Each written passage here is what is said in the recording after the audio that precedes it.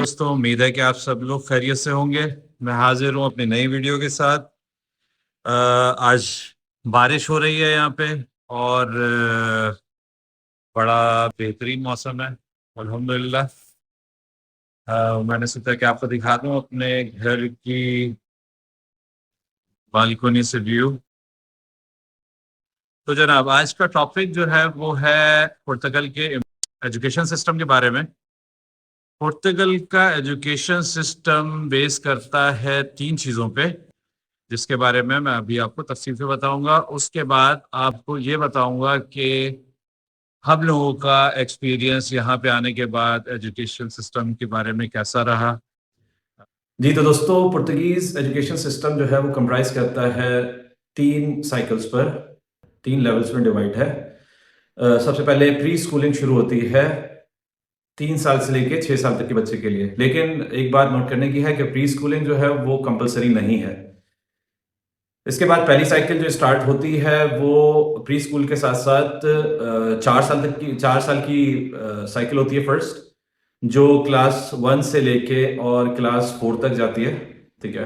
दूसरी साइकिल जो होती है वो 2 साल की होती है, क्लास 5 और 6। और तीसरी साइकिल जो होती है वो क्लास 7 से क्लास 9 तक। तो ये टोटल 9 साल की एजुकेशन होती है, जिसके अंदर आपका बच्चा जो है वो बेसिक तालीम हासिल करता है।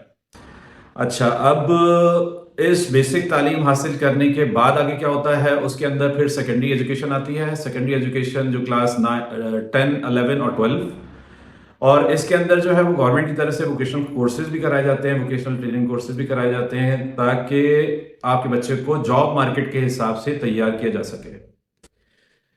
अच्छा, इस सिनेरियो में अब लोगों के सवाल जो मेरे पास आए उसमें ये था कि जी हमें, अगर हम आते हैं यहाँ पे तो क्या हमें पैसे भी देने पड़ेंगे, कितना खर्चा आता है। तो ये जो मैंने आपको चीज़ बताई ये है पब्लिक स्कूल सिस्टम की। ठीक है।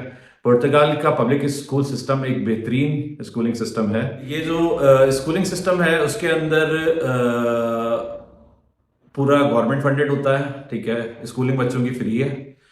इसके अलावा ना सिर्फ बच्चों की स्कूलिंग फ्री है, बल्कि जब बच्चे को रिक्वायरमेंट है कंप्यूटर की तो गवर्नमेंट की तरफ से, स्कूल की तरफ से कंप्यूटर दिया जाता है, लैपटॉप दिया जाता है। इंटरनेट की रिक्वायरमेंट है तो इंटरनेट दिया जाता है। तो ये, और खाने का, इसके अलावा बच्चे का खाना फ्री है, ट्रांसपोर्ट फ्री होती है, ट्रांसपोर्ट का कार्ड बनता है हर महीने। आप पूरे शहर में कहीं पे भी घूमें तो वो कार्ड बच्चा यूटिलाइज कर सकता है, and it is free of charge. रही बात के बीइंग अ मुस्लिम, बहुत सारे लोग ये सवाल करते हैं कि यार खाना जो है वो क्या स्कूल के अंदर हलाल मिलता है या हराम मिलता है। तो बात यह है कि मेरे दो बच्चे अभी स्कूल जा रहे हैं, दो बच्चे स्कूल जा रही हैं। तो एक 5th क्लास में और एक 6th क्लास में है। और माशाल्लाह हमने जो उनको बताया है हलाल हराम का फ़र्क, उनको जो तरबियत हम कर सकते थे हमने वो किया है। तो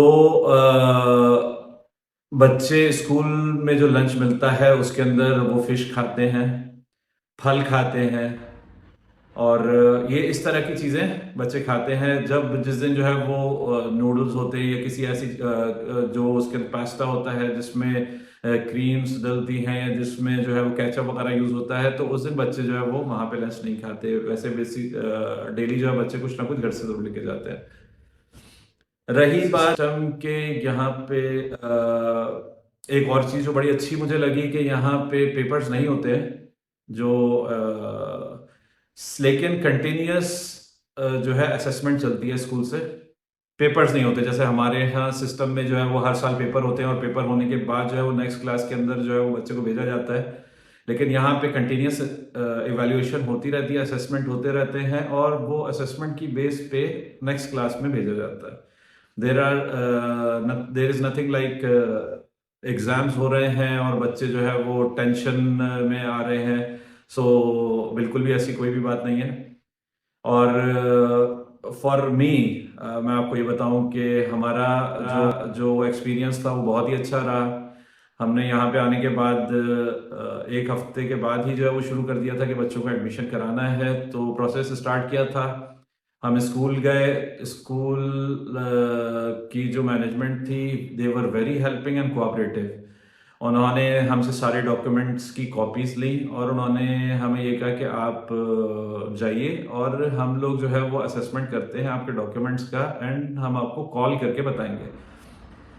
उसके 3 से 4 दिन के बाद स्कूल से कॉल आ गई कि आप लोग जो है वो आ जाइए, और उन्होंने हमें टाइम दिया और मुझे और मेरे बच्चों को जो है वो बुलाया स्कूल में। टाइम दे के जब हम लोग स्कूल पहुंचे तो 3 टीचर्स जो इंग्लिश स्पीकिंग थी और उनके साथ 2 और बच्चे जो वहीं उसी स्कूल में पढ़ते थे, वो उन लोगों ने हमारा जो है वो इस्तकबाल किया और उसके बाद जो है उन्होंने हमें पूरा स्कूल दिखाया, हर फैसिलिटी के बारे में बताया और इन द एंड उन्होंने हमसे पूछा कि क्या आप लोग जो है वो सेटिस्फाइड हैं। उन्होंने मुझसे पूछा कि क्या आपके बच्चों को हमारा स्कूल अच्छा लगेगा, क्या वो लोग यहाँ पे पढ़ने के लिए आएंगे। So which was very surprising for us, because हमें तो इस तरीके की जो है वो जैसा हमारा स्कूलिंग सिस्टम है, मैं ये नहीं कह रहा कि या कोई बुराई नहीं करूँगा, लेकिन हमारा schooling system is totally broke unfortunately. और सिस्टम जो है they are working very good. और बात है रिक्वायरमेंट की कि किस क्या क्या डॉक्यूमेंट्स रिक्वायर्ड थे, तो मैंने थोड़ी बहुत आने से पहले जो थी तैयारी की थी। उसमें हम लोग जो आते हैं, एक तो स्कूल लिविंग सर्टिफिकेट बच्चे का चाहिए और वो स्कूल लिविंग सर्टिफिकेट अटेस्ट होना चाहिए आइदर पुर्तगीज एम्बेसी से या फिर अपोस्टाइल होना चाहिए। आप जिस कंट्री में, जैसे मैं सऊदी अरब से आ रहा था तो मैंने अपने बच्चों का स्कूल सर्टिफिकेट जो था वो अपोस्टाइल करवाया था। दूसरी चीज, लास्ट रिपोर्ट कार्ड चाहिए एंड ये भी मेक श्योर कीजिए कि ये सारी चीजें या तो पुर्तगीज में होंगी या इंग्लिश में होंगी। तो क्योंकि सऊदी अरब में इंग्लिश के अंदर ये सारी चीजें मिलती हैं, बच्चे मेरे इंटरनेशनल स्कूल में पढ़ रहे थे तो इंग्लिश में ये सारी चीजें मौजूद थी। 2 चीजों की रिक्वायरमेंट है सिर्फ, एक आपका स्कूल लिविंग सर्टिफिकेट, दूसरा जो बच्चे की लास्ट क्लास है उसका रिपोर्ट, और ये दोनों चीजें जो है वो अपोस्टाइल होनी चाहिए। अच्छा, तो वो चीजें जमा होंगी और इसके अलावा पासपोर्ट जमा होगा। पासपोर्ट की कॉपी लेते हैं और बच्चे का निफ जो यहाँ पे आने के लिए जरूरी भी है, तो निफ भी चाहिए।